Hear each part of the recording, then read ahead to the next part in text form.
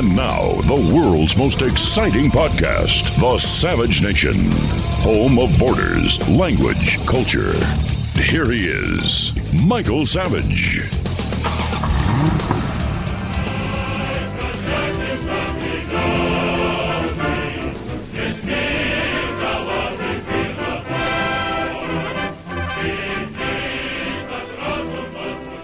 Christopher and Michael here. How are you?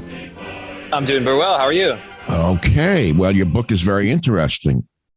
Thank you. I appreciate it. It's very depressing, but interesting. America's Cultural Revolution, How the Radical Left Conquered Everything.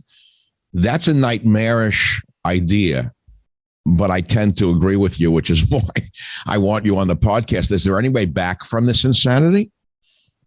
I think that there is. And the last chapter in the book, I try to outline the kind of potential counter revolution and some strategies that we could use to get there. But the landscape right now is bleak. I mean, as you know, all of the elite institutions, all of the opinion shaping institutions, the culture making institutions are firmly in the hands of the left.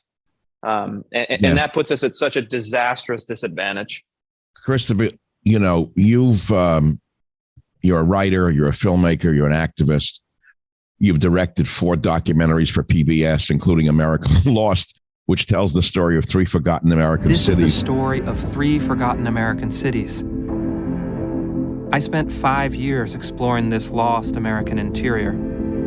I thought I'd be telling an economic story, but over time, I discovered there's a deeper human crisis. It sounds like more than 3 now. I live near San Francisco, which is heartbreaking to me. It was one of the most beautiful cities on earth. Breathtakingly beautiful. And now we see what liberalism has wrought.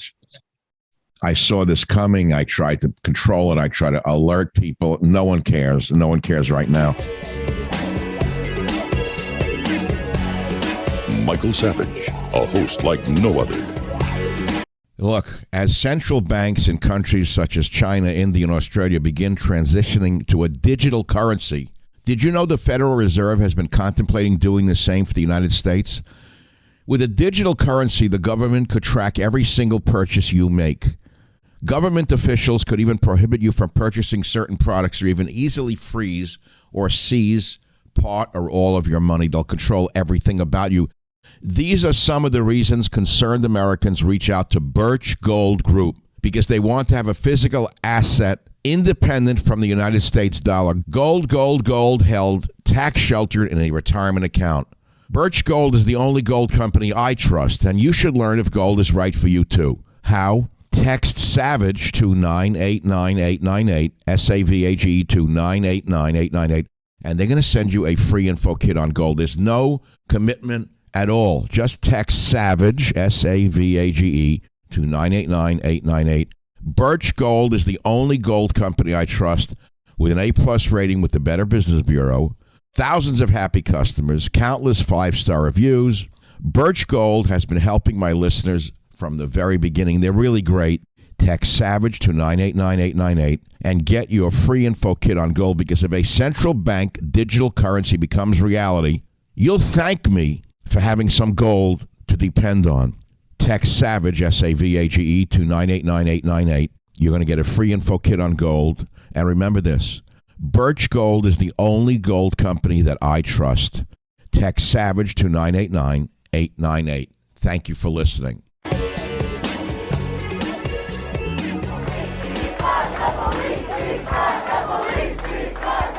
I saw that CEO, Mark Benioff, came out and said that nothing will help unless police are put back on the streets. Mark Benioff. Wow. Jeez. I mean, and that really is the outrage of what's happening, is someone like Benioff, who's put so much money into advancing far left causes. Yes. Very conveniently, a couple years later, after all of his ideas and all the stuff he's funded go to hell, he says, "Oh, I've loved the police this whole time. This is this is starting to affect me now. Now we need change." But he unleashed chaos, death, and destruction on poor neighborhoods in San Francisco, immigrant Chinese neighborhoods in San Francisco, and only when it touches his interests does he seem to care. These people are the worst imaginable. I mean, it doesn't get any worse. I never knew how Benioff got the zoning so quickly to build a Salesforce tower of that size. You cannot put up a deck in San Francisco without 50 moronic socialist inspectors coming to see what kind of nail you're using. How did he get the permits so quickly to build the largest building in downtown in all those years? I mean, where did he get the connections? How did this happen? Who is Mark Benioff? Okay, I was shocked by it. Do you know anything about this guy's background? Yeah, I mean, I don't know his biographical details, but I would suspect that the dynamic at play with that is just like it would be in a Youngstown, Ohio during the 1950s and 60s. You had a government in Youngstown, but more importantly, you had a mafia. And if you wanted to get anything done quickly, you wanted to expand your factory, you wanted to solve a labor problem, you went and paid off the mafia. And then all of the permitting.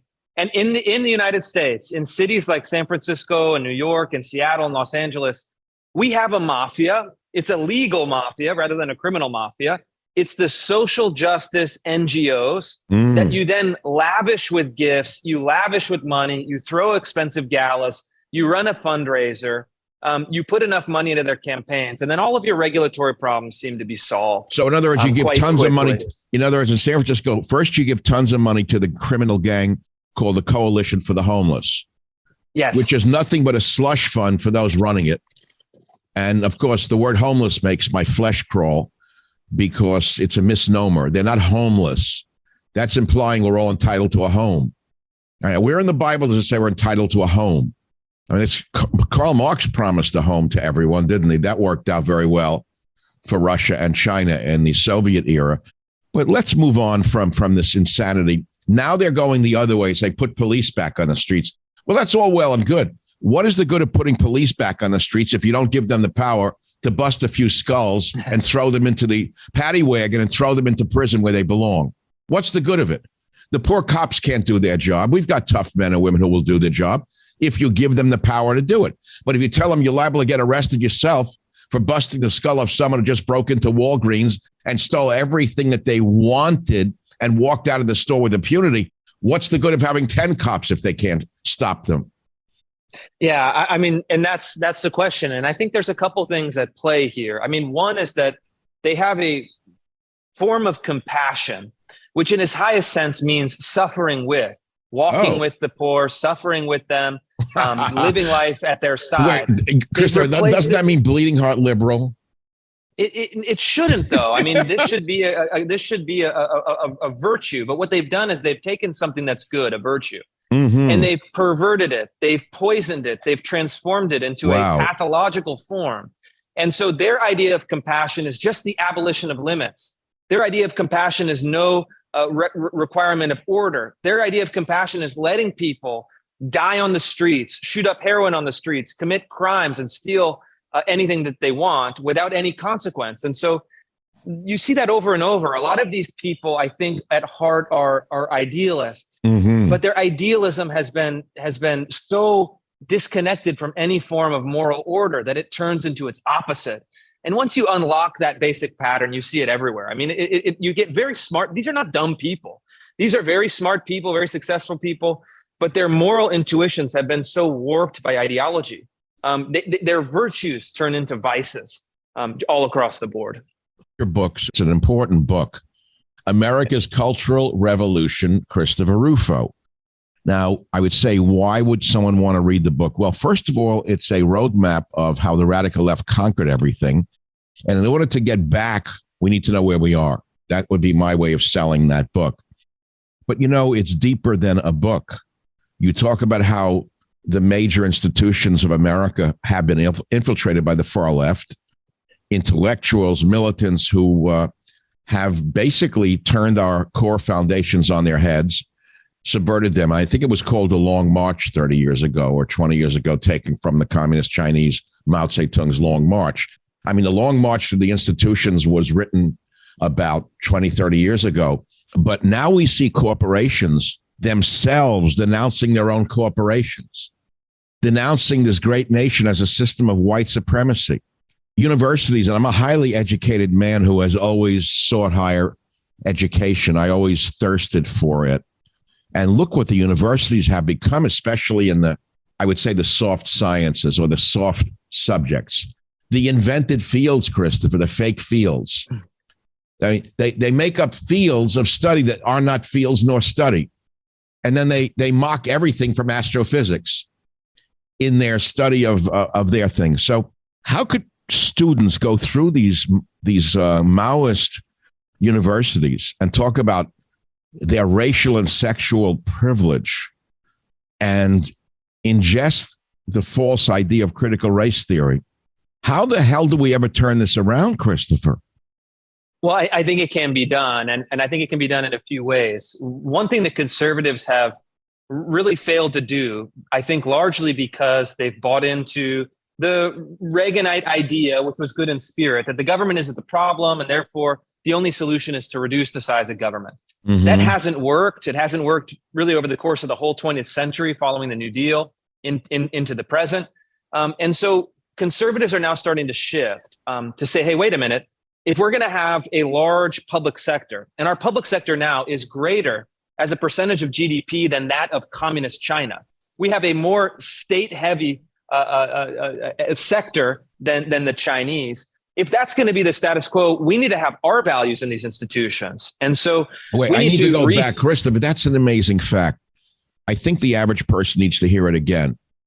Our state, as a percentage of GDP, is larger than the Chinese communist state as a percentage of their GDP. Today? Meaning proportionately, in this today, day, right now. Our government is larger than the communist Chinese government? It is. In terms of government? When we say government, we mean agencies, we mean employees, correct? Yes.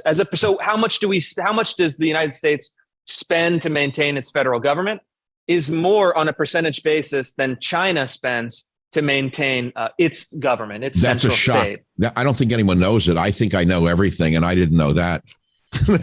No, I mean, that's actually a jaw-dropping, I can't believe it statement.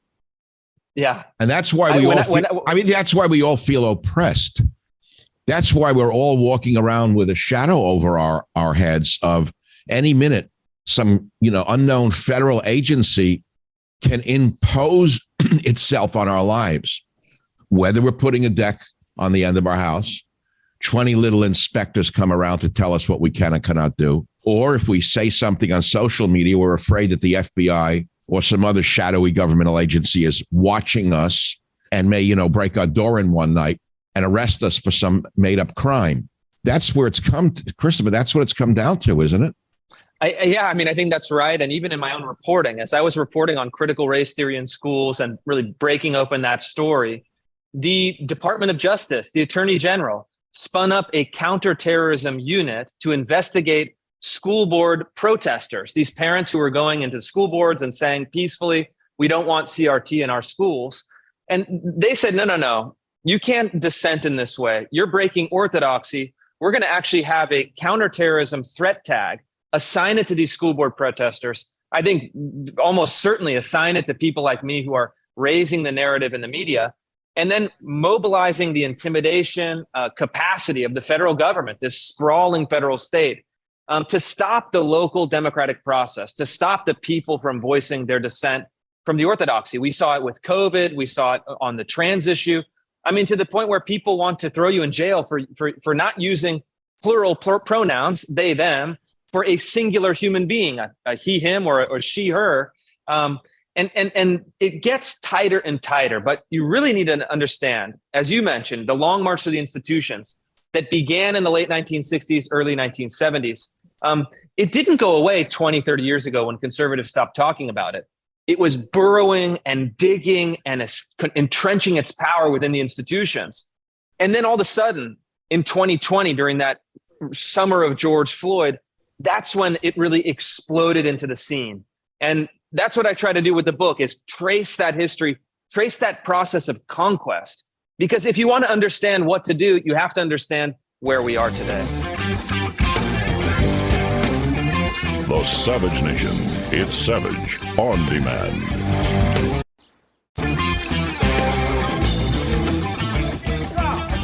I've been waiting the whole time.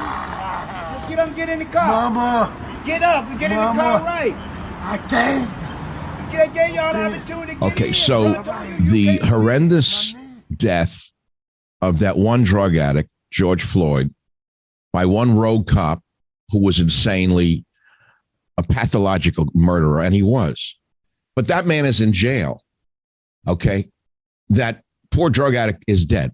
We all saw it. How did that unleash what we have now? Every ad on TV, every word that comes out of everyone's mouth on the TV is about the wonders and greatness of a certain race and the wonders and greatness of the trans community, and how men who are men are toxic men. You know, I tweeted something about Elon Musk, who is one of my heroes, and I don't have many. And I'm not asking you to confer, but it's really a simple statement that I made. And he embodies everything that the left hates. I said Musk is hated by the loser left because he embodies all that is great about America and capitalism. He is the Edison and Ford of our time. And Christopher, all of it, you can't believe the statements that people make, which is, some agree, of course, Savage is fooled by this fraud. Tesla is the real genius, not Edison. Let's say he's owned by the CCP. How is that possible? How do people come up with these ideas that anyone who is great or creative, let's say successful, especially if they're a white Christian heterosexual male, or let's say a white heterosexual male, leave out Christian. Why are white heterosexual males the only target permitted to be smeared, Christopher? How did that happen? Well, I think it's because there's been this long drummed up narrative that you can categorize people into their identity groups. There's a reverse hierarchy of oppression, meaning that people who are the most oppressed have the most moral authority, and the people who are the great oppressors you give me so many have the ideas. least moral authority. You trigger ideas in me. Bertrand Russell wrote The Superior Virtue of the Oppressed so many years ago, and I saw that little essay. I was so impressed by it. I mean, he wrote it, I don't know when, in the 50s or something, and I'll never forget it. The superior virtue of the oppressed. People need to understand what he was saying.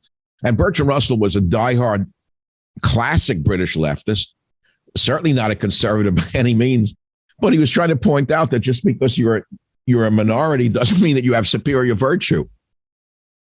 Yeah. And I think that holds true today. But I think one of the questions you asked is really important is, how did the death of George Floyd, a single individual in Minneapolis, spark this revolution? And I think it's really, there are three reasons. You know, first is that since 2015, you can see this in the statistical data. The New York Times and all the other mainstream left-wing press hammered away at this vocabulary: systemic racism, white privilege, police brutality, et cetera, et cetera. This vocabulary that was built by the radicals in the 60s. And they mainlined it, they supercharged it. All of a sudden, all of the discourse was about that. So they set the concepts, they set the frame, and they started manipulating the sense of the people, their guilt, their resentments, their envies, their fear, their sense of righteousness or superiority. And then you had COVID lockdowns, which was a psychological stressor. Not only made people stressed, they felt cooped up, they felt boxed in, but they also started distributing money so people didn't have to work. So you have a large group of young people didn't have to work, feeling psychologically stressed. They have the kind of overwhelming vocabulary of the 60s race radicalism that is now mainstream. And then you have this spectacular incident. And even the Black Panther Party in the 1960s, they wrote this in their memoirs. They said the best recruiting tool for the Black Panthers was police brutality. And we would actually intimidate cops. We would follow cops. We would confront cops, trying to seek violence against us, because we knew that we could exploit the images and the stories of that violence, even if it was justified, to boost our political cause. And so all of these elements just clicked together in that summer of 2020 that unleashed this spasm of violence that I think a lot of people now look back and feel embarrassed by. But we have to remember, many people, including many soft left liberals and moderates and even many conservatives, they felt like they felt a compulsion that they had to join this wave of activity. And that's why I think it was able to entrench itself ideologically in all of our institutions, as you said, even to the point where banks are denouncing capitalism as systemically that's racist. Well, banks, that's what they get for hiring incompetent morons. You take a look at who's getting into our so-called Ivy League colleges today. I mean, what does it mean? Yeah. When my deceased father-in-law got his law degree from Harvard University in the late 30s, before he was drafted into World War II, it meant something. Harvard used to be the epitome of law schools. And now it seems to me that they seek out people based solely on social activism. The more radical you are, it doesn't matter what your brain intelligence level is, your IQ, or your capacity for even understanding the law and the subtleties of the law. What matters is, are you, quote, enough left-wing enough in plain English? I don't like to use the word woke because it's lost its meaning. You know, by the way, Christopher, people don't know where the word woke comes from. Do you have an idea? I do. I mean, I'm just not testing. Go ahead. Tell us what. No, test me. Yeah. And you'll tell me if I have the right etymology. But my sense is that it comes from the idea of critical consciousness, which is a neo-Marxist concept that says you have to move away from the false consciousness imposed on you by the capitalists. You have to develop critical consciousness. You have to awaken your mind to your own oppression in order to subvert it or transcend it. And so it's translated then into African-American vernacular: stay woke, stay awakened to your oppression, generate critical consciousness. And so it's actually a Marxist term translated into Black common speech. And therefore, I think it's actually in some ways the perfect representation of the ideology, even if I don't use it once in the book, because I fear that it's been used so much, it's kind of degraded. But in its purest sense, it's a great word. It's a very instructive word. Well, it is. You hit it on every level. You nailed that one pretty good. I mean, the Black community, or shall I say African-American community, whatever people prefer, was, look out for Whitey, be awoke to him and what that man's going to do to you. The man is going to do to you. Be woke to him. Well, that's like the word hunky. You're not allowed to use that anymore. I never knew where that came from. Again, came out of I'm a big fan of, let's say, African-American jazz, going back to Charlie Parker, for example. So I understand the language of that time. And that's where I get some of the words that I understand words and I love words. It's funny. I love words. And you certainly have a great use of, I'm very impressed, by the way, and I'm not here to blow your horn. Now, I got to go back to your education. You hold a BSFS from Georgetown. What is a BSFS? So a BSFS is a Bachelor in the Science of Foreign Service. So it's from Georgetown's, prestigious, school. Well, that's an important one. What is an ALM from Harvard? What's ALM mean? ALM is a master's in liberal arts, and I actually went back to school as an older student, and it's their kind of hybrid program that is a distance learning and then some courses on campus. So for kind of non-traditional students, a little bit older students, I went back to school. I was working to get the master's. But why a foreign service degree from Georgetown? When I was young, I wanted to join the Foreign Service. I wanted to serve in the diplomatic corps. That was my idea. And then it was in Washington, D.C. I had a passion for politics. And so that was kind of my idea. But then I was so disillusioned. I think much like your own personal story, I entered college as a kind of radical left-wing young person. But I was so disgusted by the workings of the elite kind of institutional left, the people around me at Georgetown, that by the time I graduated, I was no longer on the left and no longer interested in serving, in the foreign service or the government. You no longer want to work for John Kerry? Yeah, exactly. I didn't want to spend my time prepping Senator Kerry for the climate change summit. That didn't sound like a fun task. Or finding the cheapest source of jet fuel for the flight. The Savage Nation. It's savage, uncut, unfiltered, and raw. What's interesting is you embody everything great about America. You're married. You have 3 children. You're a writer, a filmmaker, now an author of America's Cultural Revolution, How the Radical Left Conquered Everything. So you are everything that you wanted to be. You also work at the Manhattan Institute, but you and I have no power over, and I've said this, it's a futility in a way. There's a sense of futility. It's as though we're, quote, pissing in the wind sometimes. I mean, that's how we all feel, even though we're doing great stuff. What the hell is the point of it? Why do we keep going on? I know people more intelligent than myself, not as adept verbally as I am, who say it's all over, it'll never come back. Do you agree with that pessimistic view? I don't agree. And I think if you look at the situation rationally, I could understand why you would come to that conclusion. But if you look at any great part of American history, if you look at the prospects for the American founders when they declared revolution against the most powerful empire that the world had ever seen, minus maybe the Roman Empire, in the modern period at least, they had no hope. I mean, the American revolutionaries had no hope. And for us, I think we have to take ourselves in a greater historical perspective. You and I mean, in some ways, maybe we're risking our own safety and our own well-being, but the challenges that we face are minor in comparison to many of the challenges that Americans have faced in the past. And I think that the sense of fatalism, the sense of hopelessness, is something on the political right that has to change, because we actually have enormous power. We have the control of state legislators and governorships in 25 states. And what I've done over the last year and a half, working with Governor Desantis in Florida, for example, is devise policies to use our democratic majorities to impose our values, reimpose our values on the bureaucracies that have deviated from the public will or the public desire. And one of the things that he did that I think is interesting, you might find quite fascinating, is he appointed me as a trustee on the board of Florida's smallest public university, along with a number of other conservative reformers. And he said, to us, he said, look, this is Florida's smallest public university. It's a notoriously left-wing social justice university. The legislators have said for years that we should just shut it down. I'm appointing you to wipe out the leadership, install good people, and transform it into a classical liberal arts university that has the values of the voters of the people of Florida as its greatest priority. What happened? And so what's happened so far has been actually pretty stunning. It's only been 6 months, but we wiped out the president. We wiped out Wait the provost. a minute. What do you mean by wiped out? What do you mean by wiped out, Christopher?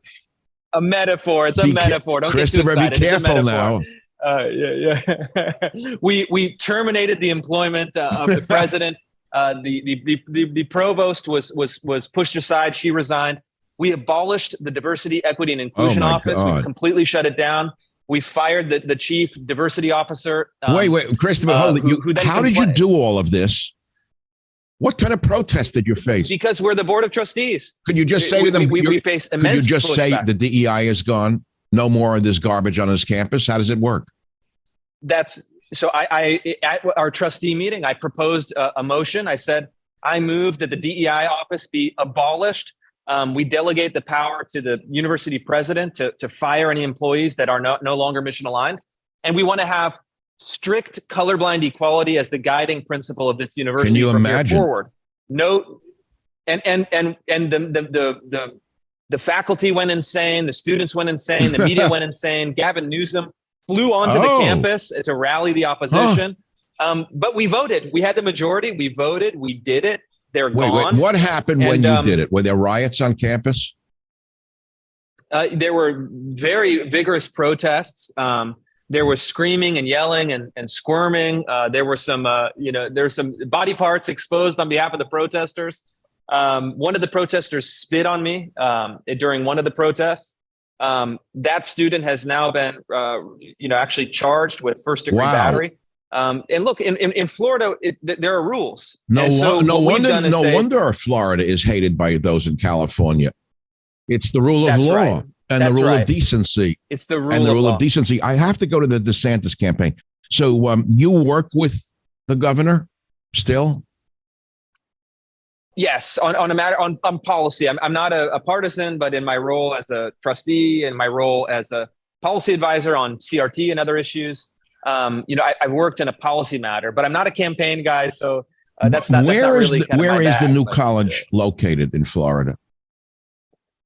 It's actually on the beach in Sarasota, Florida, so the Gulf Coast side, and it is a beautiful waterfront campus that is. Then its key buildings are the old Ringling Brothers private Unbelievable. mansions. Those are the buildings. Quite beautiful.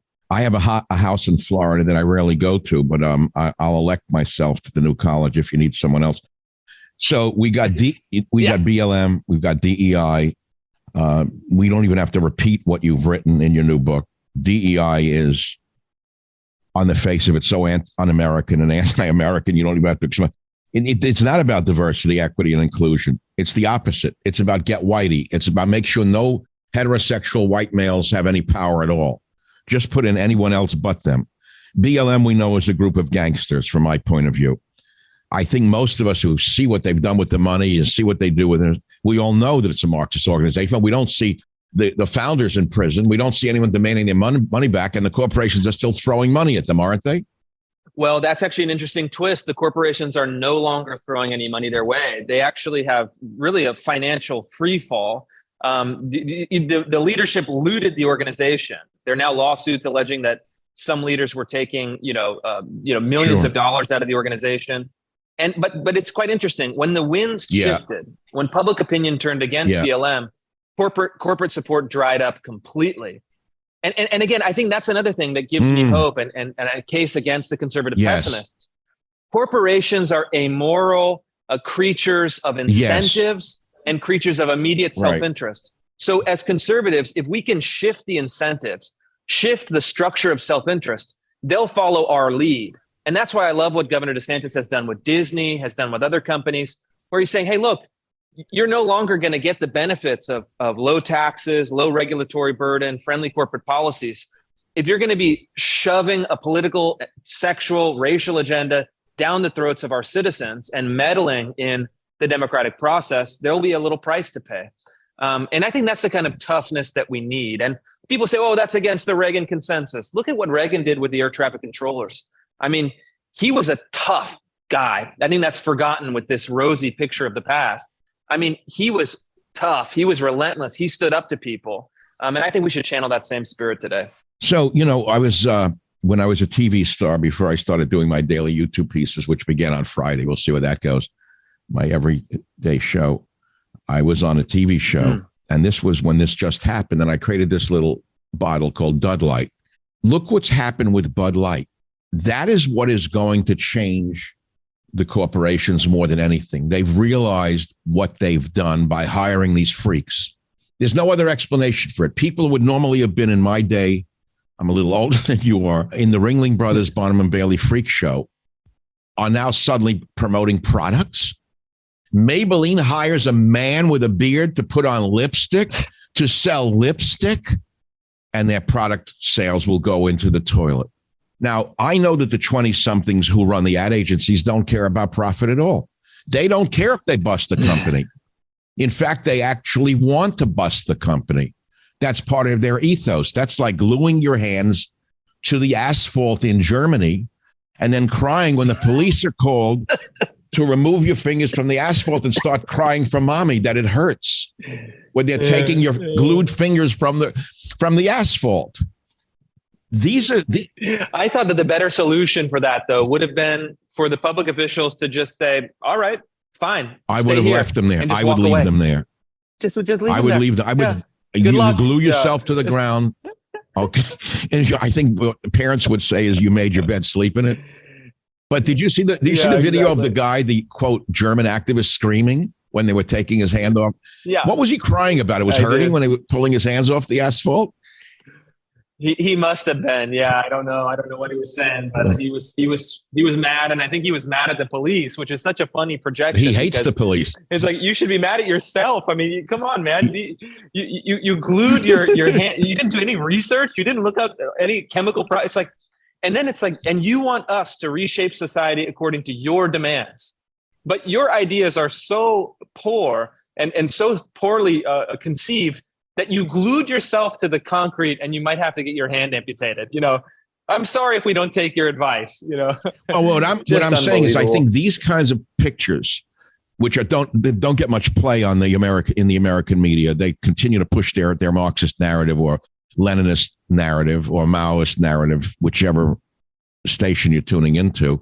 The other day I had a call from a news director at a station in Florida, and he said, I want your opinion on a statement that on MSNBC by some genius that they put on, who said that being fit or fitness is white supremacy. I said, really, tell that to the African-American or Latino boxers. Are they white supremacists? Oh, yes, it goes all the way back to Nazi Germany, said the genius African-American proponent of such an idea. Really, doesn't it go back to the Greek ideal of humans? You mean fitness is now white supremacy? Everything good is now white supremacy? Intelligence, IQ, tardiness is now a virtue. So I think that the realities of the insanity of the left are the only thing hitting the wall now that may change things, Christopher. Home of borders, language, culture, the Savage Nation. When a ship is this big, it's very hard to, even if the shift course, it's very hard to see initially. I believe that there's been a cultural shift in the direction that you are talking about, away from the insanity of the left, not towards it. Would you agree with that? I would 100% agree. And I think that one of the stories that I try to illustrate in the book is that in 1967, you had the rise of the Black Panther Party, of Angela Davis, the New Left. They started to do bombing campaigns. There was a real sense that they might be able to overthrow the government of the United States. I lived through it. The next year, you have the election of Richard Nixon. 4 years after that, Nixon wins 49 states. And so the lesson there is that things can shift dramatically. But the more important lesson for us is that you have to be willing, ready, and able to capitalize on that shift. Mm-hmm. And as things are moving away from BLM right now, we need to use that moment of public support, that window of opportunity, to get our people into the institutions, to fire the people who are doing a bad job. And we need to establish conservative research centers and academic centers in all the public universities in red states. We need to have conservative school board candidates starting to clean up the curriculum. We need to have conservative legislators rewriting the K through 12 standards in those states and using all of the democratic powers that really have gone dormant. Conservatives love to complain and say that we have no power. But we have to control the legislative power, which is the ultimate power in a Republican system of government. Right. But we've been afraid to use it. And so it's like we're slowly awakening and realizing, we have all of these, we have this strength, we have these weapons, we have this capacity that we haven't been using. Now's the time to use it. When the left is in disarray, when their ideas are falling flat, when we have the advantage with the political advantage, the public opinion advantage, now it's time to push. And if we really care about the country, we got to start acting like it. And that's what I think we need to do. We need to call people, not just to understand the problems and where they come from, but to have the courage to step out of that cynical mode or that even libertarian mode in which doing nothing is a virtue, and actually say, no, institutions are run by people. Institutions are run according to certain values. We need to have the right values and the right people in charge of these institutions. Christopher Rufo has a new book called America's Cultural Revolution, How the Radical Left Conquered Everything, but it's not a negative book, as you heard in today's podcast. It ends with a very positive note about how to turn the ship around, and that's what's important. He did it himself. He's doing it himself. And I want to shift for a moment in the few minutes that remain, Christopher. If you want to talk about the Desantis-Trump feud, which I think is the worst thing that ever happened to the American right, the vicious attacks, and I've said so, and I know I'll never be invited to Mar-a-Lago again, but if that's the price I have to pay, so I'll do without the meatloaf. The fact is that the Trump team has been so vicious towards Ron DeSantis, worse than the left has been, that they've nullified a younger conservative leader who should have been the leader of the Republican Party. Let's say even Trump ran and win, which is impossible. He cannot win. I don't care what anyone tells me. I mean, I called this in 2015 that Trump will win, and I backed him 100%. I knew he could win. I knew he's the only one who could beat Hillary. But when I see what his campaign has done to DeSantis, and I see that he's shooting himself in the foot by these vicious attacks, I know people who are so disgusted by the name calling of Ron DeSantis and of Ron DeSantis' wife calling her a Walmart Melania. I've never heard such low-life things in my life. And they've done things that seem to me they're undermining the entire conservative movement. It almost seems that they're subverting the entire conservative movement on purpose, that it's not just about attacking DeSantis. It's literally imploding the entire conservative movement. I don't know if you even want to comment on this. I mean, we could delete this from the podcast. Yeah. No, I can comment. Please. Yeah. I mean, I think that this primary battle is going to be tough. And look, Trump protects his own interests, his own ego in really any way that he needs to. He'll go hard. And when it's directed outward at our opponents in the political sphere, that's one thing. But now this is directed inward. And I think Republican primary voters are facing a choice. And I'm can openly and enthusiastically support Governor DeSantis's campaign for president because, look, I think that he has the sophistication, the self-discipline, and the intellectual capacity to change institutions, to change laws, to change policies in a way that could ensure success for conservatives for a generation 100%. Following him. And I think that the argument on those qualities for Trump is not strong.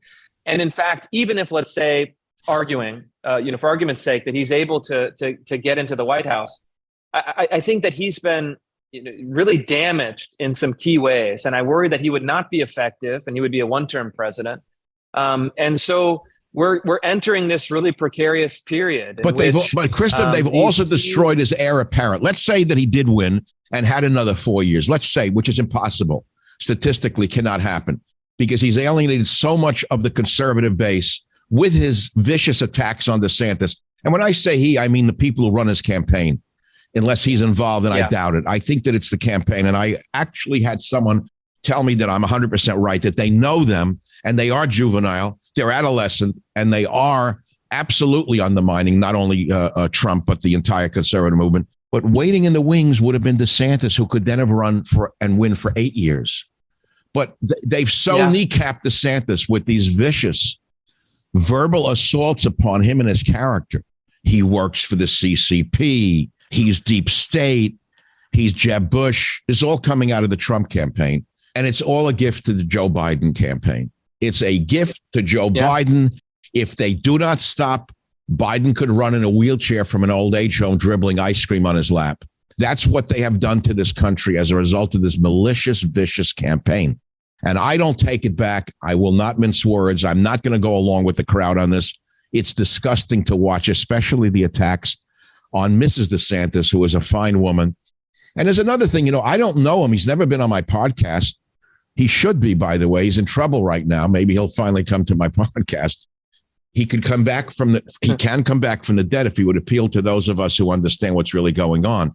But there's so much more to the picture than meets the eye. His military career, for example, should be magnified, not minimized. I do not understand what his campaign is doing, why they downplay or actually diminish or disappeared the pictures of him in that white naval uniform. I mean, when you say Navy SEAL, I know he wasn't in combat as a Navy SEAL. I know he was a legal officer in the SEALs, but he was a JAG officer in the Navy SEALs. And that picture of him in the whites is the best campaign picture ever made. Why don't we see that anymore? Who told him not to exemplify his military background? Yeah, I don't know, but I think the larger problem is that there has been a slow start in them proactively getting their narrative out there. I think he's going to be making some changes, dialing it up, and I think he has a great story to tell. I mean, he's the impeccable credentials for running for president of the United States.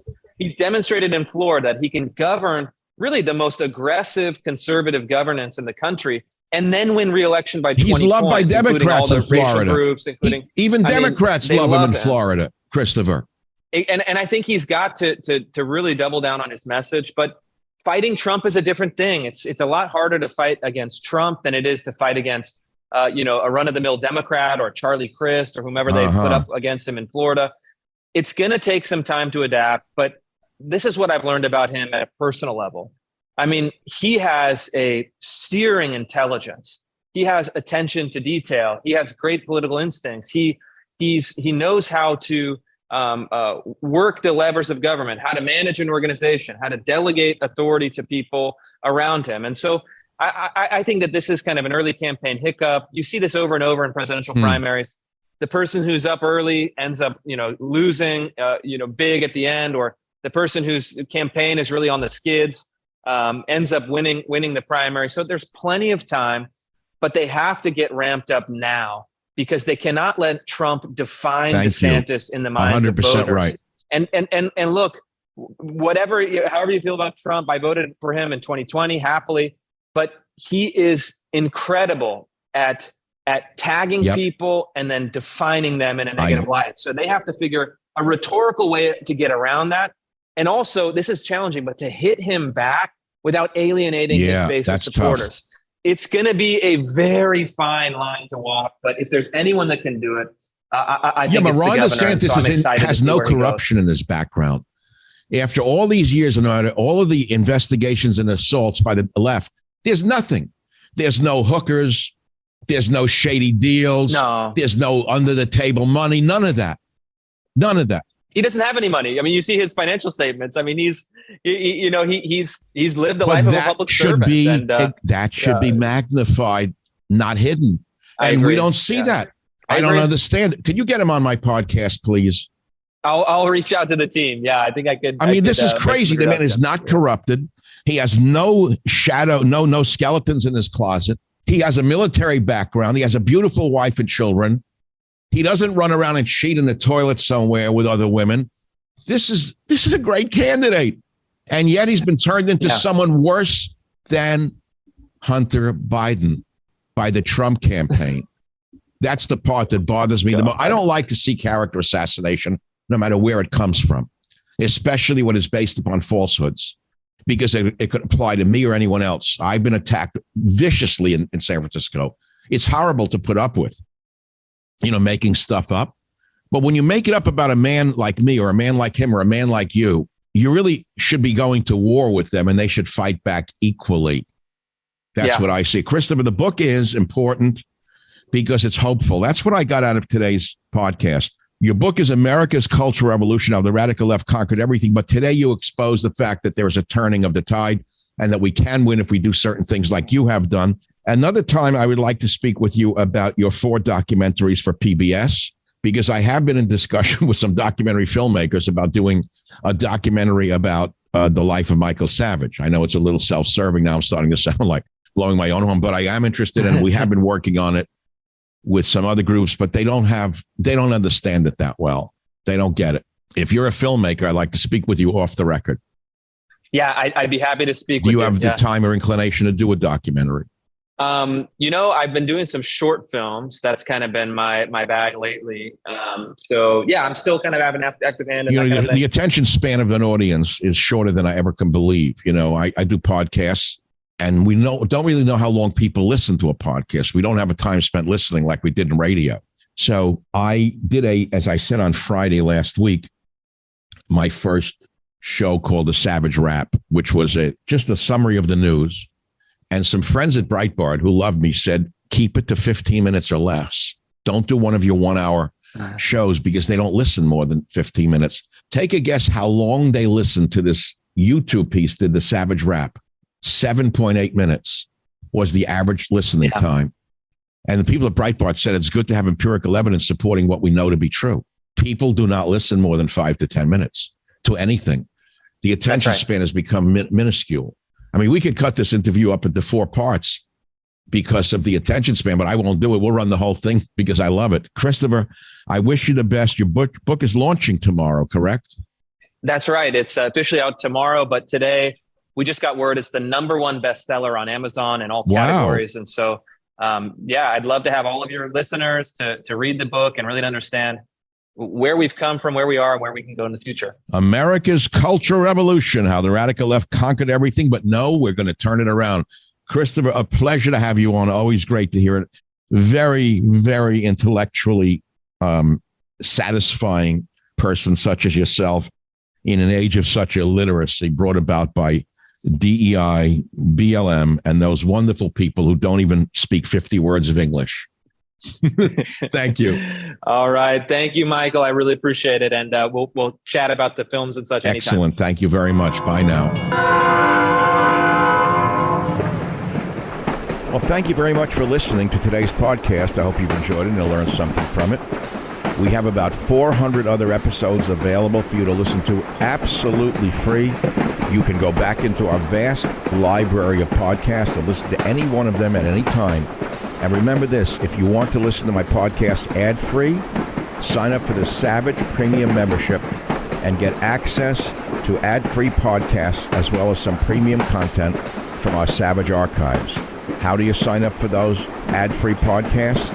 Please visit michaelsavage.com for a link. Again, thank you for your listenership. This is Michael Savage.